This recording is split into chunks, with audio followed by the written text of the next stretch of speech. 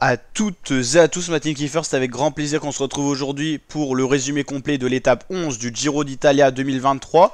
Une étape avec le profil suivant, donc une étape un petit peu vallonnée, mais normalement dédiée sur le papier au pur sprinter.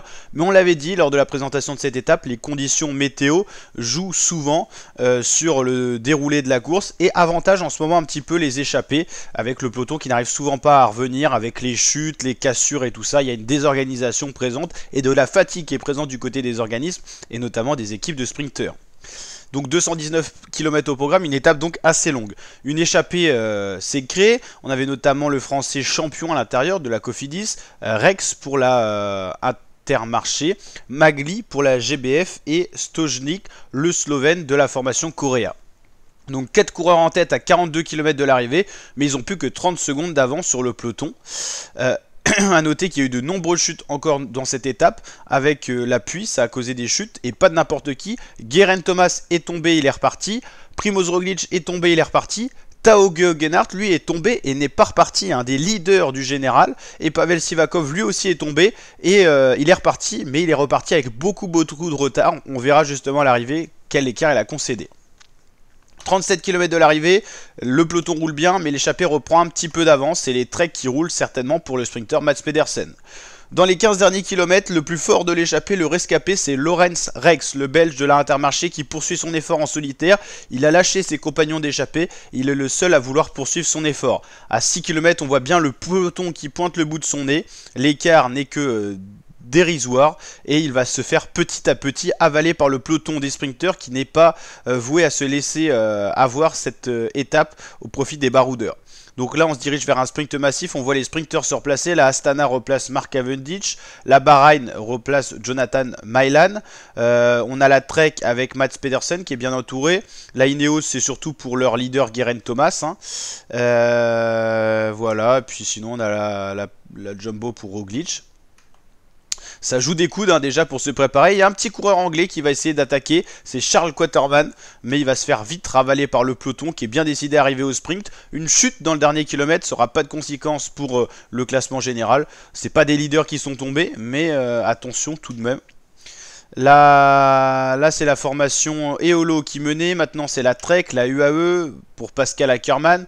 Là c'est Mats Pedersen qui va être lancé très rapidement dans le sprint, suivi de près par le sprinter de Lindemann, c'est-à-dire Mark Cavendish. Mats Pedersen qui est au milieu, qui va produire un effort. Tout de suite c'est Mark Cavendish qui va déboîter. Pascal Ackermann à droite.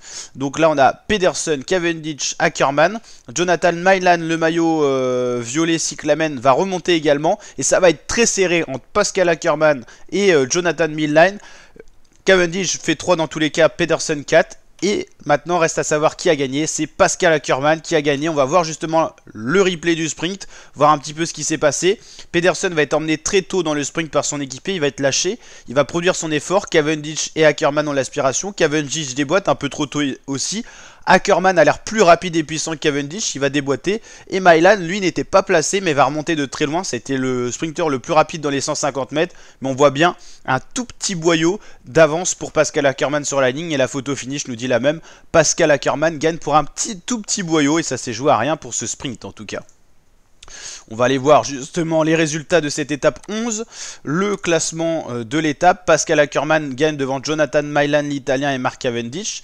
Pedersen fait 4, il a lancé certainement son sprint trop tôt. Stefano Oldani 5, Vincenzo Nibali 6, qui avait été bien emmené par ses coéquipiers d'Eolo, mais un peu trop rapidement. Marius Mayhofer, l'allemand, 7ème. Davide Ballerini 8ème pour la Soudal Quick-Step, Simone Consomni 9ème et 10ème Arne Marit pour finir ce top 10 de cette étape.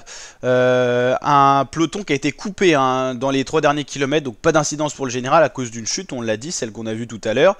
Geraint Thomas reste maillot rose, mais on a encore une fois de plus du changement avec les abandons et tout ça au classement général. Tao Geogheghart est sorti de ce top 10 du coup parce qu'il a abandonné.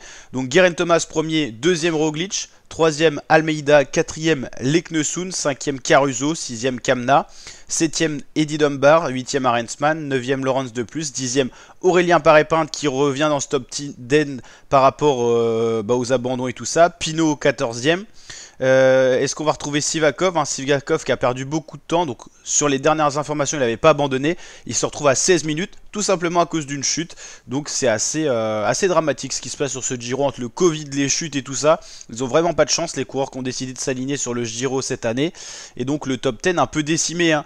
Il reste plus beaucoup de gros leaders, hein. 1, 2, 3, 4, 5, 6, ouais, 7, hein. C'est pas énorme, hein.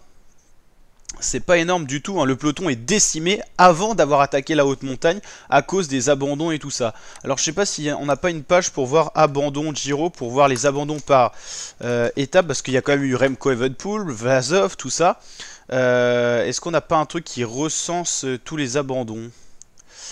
Normalement sur le site par exemple du Tour de France on a ça. On va checker ça. Merde alors. Ok.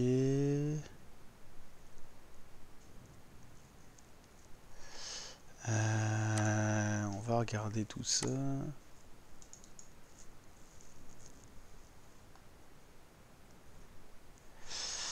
Ouais, bon, on va regarder tout simplement ça dans une autre vidéo et on vous mettra ça sur la chaîne YouTube. Donc n'hésitez pas à liker ce résumé s'il vous a plu, vous abonner, activer la cloche. On vous fait bien sûr la vidéo de la présentation de l'étape de demain et une vidéo complémentaire qui va s'attarder sur tous les abandons. Allez, ciao l'équipe!